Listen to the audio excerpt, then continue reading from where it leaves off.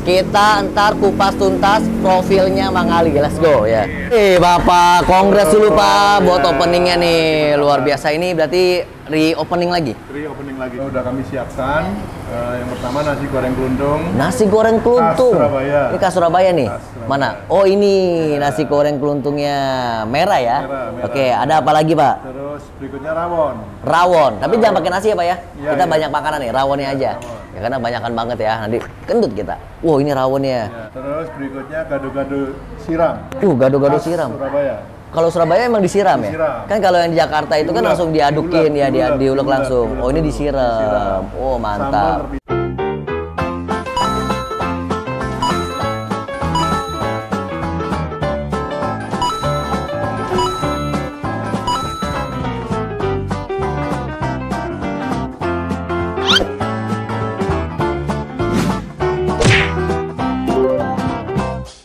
Ya, sekarang saya mau nanya Pak sambil makan nih Pak. Ya. Kenapa pindah Pak?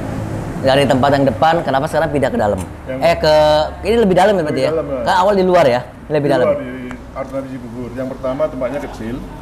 Yang di luar tuh ya? Ya, kebetulan juga kena pelebaran jalan. Oke. Jadi ada potensi customer itu akan susah parkir. Gitu.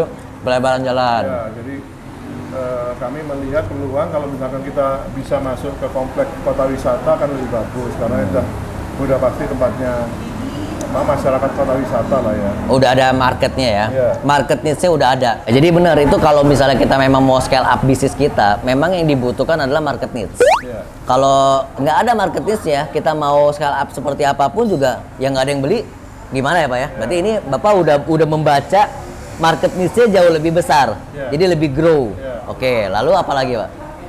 Yang berikutnya ya tempat lebih leluasa sehingga orang bisa makan di tempat lebih nyaman. Oh, karena tempatnya lebih besar. Eh, Dulunya nggak bisa ada begini ya? Hanya beberapa meja itu pun meja. di outdoor, di luar. Oke. Kalau panas ya panasan, kalau hujan ya kehujanan.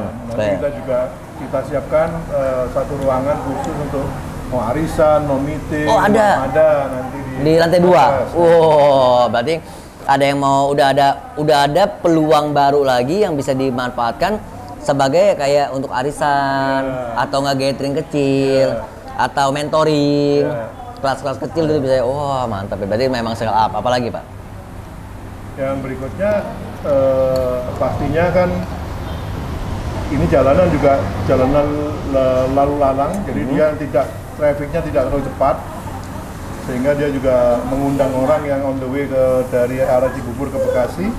Itu Oh, ini bisa sebagai ya, apa akses juga ya? Akses ke Bekasi. Cibubur dapat, yang dari Bekasi juga ini mau pergi Ya. juga bisa berhenti. Oke, terus nah, itu mungkin dan itu juga warga Jawa Timur yang tinggal sekitar Cibubur. banyak juga ya. Banyak juga. Oke, dan berarti menu nambah nih Pak. Waktu itu kan nggak ada si nasi Karena goreng. nasi goreng ini, jadi kita mencoba mengeksplor nasi goreng. Nah itu kan terus terang kan ini kalau dari awal kan saya nggak punya background bisnis. Ya. Oh, bener-bener nol nih. Nol. Nah, ini yang tadi gue pengen bahas di depan, bahwa orang yang memang no skill pun ternyata mampu. Ya. Rahasianya apa Pak? Kok bisa berani? Pak, yang pasti ada seorang mentor yang membimbing saya dari awal Oke. sampai hari ini terjadi seperti ini ya. Oh. Berarti memang harus ada yang bimbing ya? Ada yang bimbing. Karena nggak mungkin kita tabrak lari ya. Iya. Tabrak lari, wow, baru tiba-tiba ya kolaps gitu kan. Berarti ada yang bimbing dari awal. Terus kenapa berani bikin kuliner? Karena belum punya pengalaman kuliner kan. Kita flashback dulu bentar. Kalau boleh tahu Bapak ceritakan dulu background Bapak sendiri sebelum kuliner ini. Bapak bergerak di bidang apa Pak? Saya di industri ya, di industri semen terakhir. Dan di masa NPP ini kita coba melihat peluang untuk berbisnis kuliner. Kenapa kok kuliner? Nah, Nah itu karena situasi apapun orang pasti butuh makan. betul. Bukan butuh semen ya. Saya udah pengen bayangin dulunya industri semen. Jangan-jangan ini cara ngaduk si makanan pakai aduk ke semen lagi. Enggak ya Pak ya?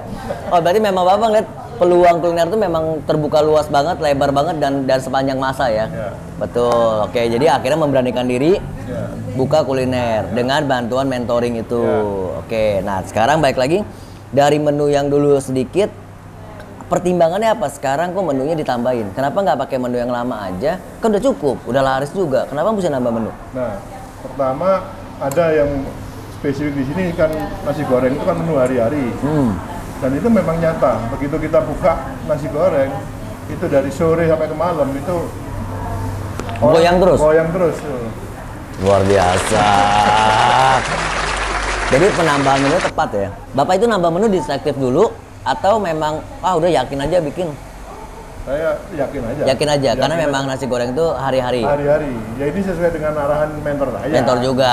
Oh, nasi goreng Nasi gitu. goreng kebetulan juga ada yang karyawan yang memang punya passion di situ meskipun background-nya juga dari nol.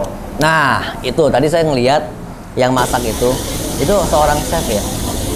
Oh bukan, itu baju chef itu. Saya pikir chef Juna itu. Itu bukan chef. Bukan. Lah, Dia ceritanya gimana? background-nya adalah ini kalau kita jujur ngomong pendidikannya SD aja mungkin nggak tamat. Oh. Sehingga kemampuan untuk kerja di Sulit ya kerja sulit. di luar tuh mungkin karena ijazah nggak punya. namun Jadi memang dia lebih punya kemampuan yang kemauan belajar. kemauan itu nomor satu. Kemauan belajar. Orang yang pinter pun kalau memang nggak mau pasti nggak bakal jadi apa-apa. Jadi kemauannya besar. Sangat besar karena tadinya dia cuma pegang arit untuk babat rumput. Arit sabit itu Arit sabit itu buat babat rumput. babat hutan, Ah, bahan pohon. jadi memang nggak punya skill masak. Tidak. Tapi kok tuh ahli banget, Pak. Api bisa naik itu. Berkat mentoring juga. Oh, keren tadi sih masak tuh api bisa naik-naik ya. Ya kan? Terus bisa dia udah kayak akrobat. Saya pikir tuh chef beneran. Bukan. Jadi emang dulu tukang kebun. Juru masak aja bukan. Oh, bukan. Iya. Emang jadi baru kali ini dia punya. baru terjun di dunia kuliner. Saya baru bilang ya istilahnya gini, nasi goreng itu nggak semua orang tuh bisa belajar dengan cepat. Dia belajar berapa lama? 2 minggu. Wow. 2 minggu saja. Dengan kemauan. Dengan kemauan yang keras. Itu dia. Jadi ada sebuah peribahasa baru, yang cepat, yang mau akan mengalahkan yang besar. Ya, insya Allah. Ya insya Allah gitu. Iya. Itu benar. Iya. Terus ada siapa lagi? Jadi saya jadi makin penasaran sama background semua karyawan ini, Pak. Jadi yang pertama Mang Ali itu dia Yang masak nasi goreng, oke. Yang kedua Weldy itu tadinya ngurus kandang sapi. Kandang sapi. Kandang sapi. Jadi kalau dia biasa handle dulunya terakhir tuh. Tapi tadi yang bikin gaduh-gaduh sama Rawon dia. Iya, dia udah dilatih juga. Serius? Sama. Jadi kemauan belajar. Berarti sini emang scale up semua ya? Iya. Jadi karyawan pun juga emang dibimbing, di training, dan semuanya dari nol. Nol semua. Bicara semua dari nol. Berarti kan orang yang nggak punya kemampuan pun mampu hari-hari. Iya, kalau Tapi dia mau, balik kalau lagi mau. modal, Pak. Nah, modal ya relatif ya. Ya. Kalau kita ngomong nasi goreng aja, itu bisa buka di pinggir jalan kan. Dan murah. Murah. Mungkin di bawah 10 Gerobak juta aja, masih bisa. gerobak aja bisa. Ya, murah banget ya. Murah banget. Jadi misalkan mau sewa bulanan, bahkan ada saya cerita itu sewa juga harian di tempat-tempat yang lain. Oh iya, saya juga pernah jualan di kaki lima, sewa sehari 20.000. Nah, itu. Kalau nggak jualan ya udah nggak usah bayar. Iya. Lebih murah. Iya. Jadi intinya memang lu mau apa enggak. Iya. Jadi modal itu urusan kesekian. Iya. Ya karena relatif ya. Kita bisa bikin oh ya yang kecil-kecil 500.000, 1 juta juga mungkin bisa ya. Ya udah bikin yang kecil aja ala kadarnya dulu, ya kan baru berkembang. Iya. Oke. Nah, Bapak udah berapa tahun, Pak? Ini baru setahun ya sebetulnya. Setahun. Setahun. Setahun jadi begini. Serius, Pak. Dari yang cilik itu sekarang udah Ya gini. sebesar ini. Kita apa istilahnya men-challenge diri sendiri untuk maju. Setahun ya, setahun. Oke, terus hambatan, Pak. Hambatan, tantangannya itu apa sih, Pak? Bisnis Ya. kuliner. Yang pertama pada saat kita dealing dengan apa ya jam sibuk. Jam sibuk itu kalau kita main online, nah udah pada pesen semua. Kadang-kadang kalau karyawan belum cukup pengalaman bisa salah-salah. Pernah dikomplain, Pak? order ada beberapa kali order tapi by the time akhirnya mereka belajar. Akhirnya sekarang ya kita minimalkan kesalahan untuk order. Cara menanggapi komplainan, Pak? Gimana, Pak? Ya kami langsung respon. Kalau dari GoFood kan ada falsafah untuk respon. Kalau kita tahu orang ini misalkan pernah kekurangan item apa, nanti pas order berikutnya kami ganti. Oh, jadi memang ada komplimennya. Iya. Ya, istilahnya untuk orang komplain bisa diberikan itu. Iya. Itu memang harus dilakukan Iya, ya. Jangan kita, oh udah terima komplainan ya udah, Iya. gitu ya, nggak boleh gitu. Iya. Oke, apalagi Pak? Kesulitannya Pak? Yang berikutnya ya konsistensi dalam hal maintain kualitas. Kualitas. Iya. Berarti bumbu semua, Bumbu, cara masak. material tuh harus pastikan segar, kondisinya segar.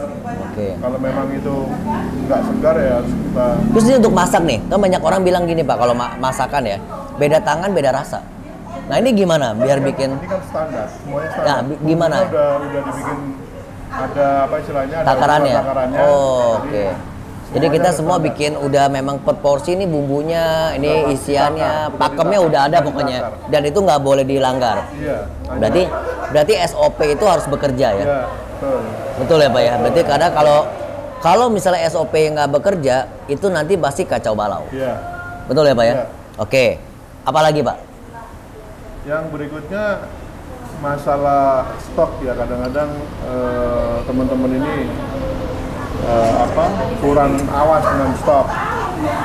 Nah, di saat rame tiba-tiba stok out. Nah ini kan mungkin pemahaman seperti itu kan harus dibiasakan lagi. dibiasakan lagi. Oke. Jadi kita harus tiap hari kita harus lapor, Ingetin lagi ingetin gitu ya. lagi, stoknya Treatment harian ya berarti ya. Iya. Benar-benar. Jadi bicara buka kuliner itu bisnis apapun bukan hanya bicara kita punya modal, kita punya tempat, kita punya produk udah. Tapi bicaranya harus ada treatmentnya lagi. Ya kan harus ada servisnya lagi. Harus ada memang pengawasan lagi, controlling lagi semua. Oke. Ada titipan pertanyaan, Pak? Gak ada titipan pertanyaan? Tidak ada. Oke. Nah, sekarang saya nanya, tadi kan udah hambatan, udah suka dukanya, terus gini, enaknya Pak punya bisnis kuliner.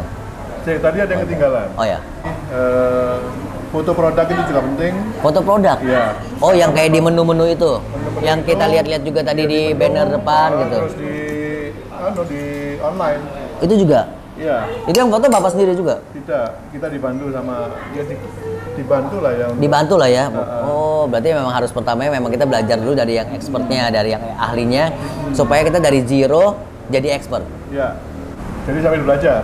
Sebagai Oke. owner juga harus bisa. sebetulnya. Harus bisa, Iya. jangan sampai mentang-mentang. Pakai HP aja cukup kan? Pakai HP aja cukup. Nah, bicara mau pakai HP, nanti Bapak ini akan belajar bagaimana foto produk, ya kan, bikin, buat postingan-postingan. Nanti kan sosial media juga harus hidup ya Pak ya. Nah, itu nanti kalau kalian mau tahu di mana, bisa ke channelnya Edi Sukmana YouTube, karena di situ akan dikupas tuntas mengenai kreatif developnya. Jadi bagaimana kita menjadi kreatif untuk di satu bisnis kita. Entah itu dari fotonya, entah itu dari videonya, entah itu dari apa ya, pokoknya itu Edi Sukmana tuh teman saya juga yang luar biasa, gaulnya sama menteri Pak.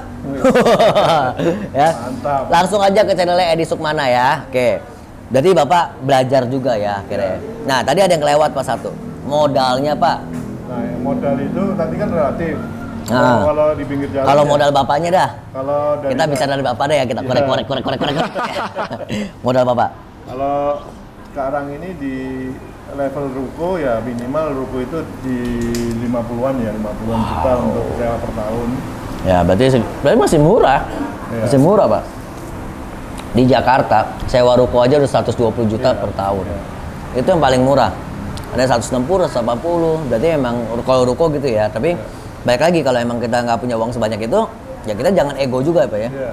Jangan sampai ego kita maksain mau ruko, akhirnya malah cash flow kita nggak muter. Iya. Oke. Nah, terakhir Pak, tadi suka dukanya udah banyak banget. Jadi kayaknya kalau saya simpulkan nih, lebih banyak dukanya ya Pak ya? Challenging bukan duka. Challenging, karena memang lagi proses. Iya. Lagi berproses, Belajar, iya. lagi Jadi, belajar. Tapi senengnya pun juga karena melihat perubahan ya. Iya. Dari yang kios kecil di depan sekarang bisa menjadi lebih besar, udah scale up. Iya. Menu juga lebih banyak dan respon dari orang juga lebih variatif. lebih variatif. Lebih variatif. Oh ya, satu. Kita minta bocoran. Average rata-rata omset harian, Pak. Kalau Ini nih penting. kalau Dulu kita ngomong dulu. Kalau dulu ya bangsa 500 sampai 700 lah. Per hari, per day. Per day. Dan hari ini? Kalau hari ini Wow, belum ya? bisa rata-rata 1 juta, 1,5 juta, bahkan bisa sampai 2 juta. 2 juta. 2 juta. Per day 2 juta. Itu dari online aja atau semua udah gabungan? Kebanyakan masih online. Online tapi lebih. sekarang udah mulai banyak orang Berarti kenal. Ini intinya berarti gini. Dengan online aja sebenarnya udah besar ya. Kadang kan ini baru pindah Iya, kan? Baru pindah. Berarti memang apa market needs-nya orang belum tahu. Iya. Ya kan, tapi ada market needs-nya. Orang butuh Iya. tapi orang belum tahu. Iya. Tapi baru tahu dari online. Iya.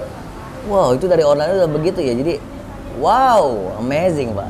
Iya. Berarti udah mulai cash flow udah mulai bisa kelihatan ya, Pak ya. Udah mulai bisa ini, tapi memang karena baru pindah mungkin mesti nunggu BEP lagi. Iya. Betul ya. Oke, berarti untuk semua yang pejuang bisnis, kalian bisa tahu di mana bisnis itu nggak ada yang mudah, bisnis itu nggak ada yang gampang. Semua adalah perkara proses, bukan lagi perkara hasil. Karena memang dari dulu semua kata-kata orang pada bilang hasil tidak mungkin mengkhianati prosesnya. Jadi prosesnya baik, prosesnya dilakukan dengan secara bijak, semua diperhitungkan, semua dibimbing, semua dilatih, semua upgrade skill menjadi expert. Seperti yang Anda lihat sekarang ini di Tika Kitchen. Kalau kalian nggak percaya, kalian boleh kunjungin ke kota wisata Cibubur ini. Dan kalian boleh ngobrol langsung sama Pak Edi, boleh ya? Silakan. Sangat open ya. Welcome banget ya. Welcome banget. Alamatnya udah ditaruh. Nanti langsung ketemu dengan Bapak Edi juga. Bapak, terakhir, ada nggak kesan-pesan yang ingin disampaikan ke teman-teman yang juga pengen mungkin masuk masa pensiun, atau mungkin yang udah pensiun, masih bingung nih mau ngapain dan masih takut? Boleh, Pak? Mungkin saya ini aja ambil tagline dari beberapa kaum milenial atau bisnis online. Kita semua mulai aja dulu. Mulai aja dulu itu berarti Tokopedia. Terus yang berikutnya selalu ada jalan. Itu dari Gojek. Nah, Selalu ada jalan. Iya. Jadi apapun kalau emang kita mau, jalannya selalu ada. Dan sebelum kita nemuin jalan ya mulai aja. Iya. Kalau kita nggak pernah mulai jalan, kita nggak nemuin jalan. Betul. Wow, oke. Luar biasa. Pak, ini saya kayak mau udah nikmatin banget nih makanannya, saya pengen habisin semua. Bapak kayaknya nggak usah deh ya, buat saya aja. Boleh Pak ya? Ya, Gitu, siap. thank you Pak. Thank you. Dan akhir kata saya Wilson Bison, ada Bapak Edi. Waktunya bersyukur. Dan buat kalian yang pengen jadi expert, belajar terus, jangan patah semangat, karena hasil nggak mungkin menggantikan proses. Salam cuan. Ayo Pak, kita makan Pak. Iya. Wah, luar biasa ini. Mas, mau dimasain baru ya?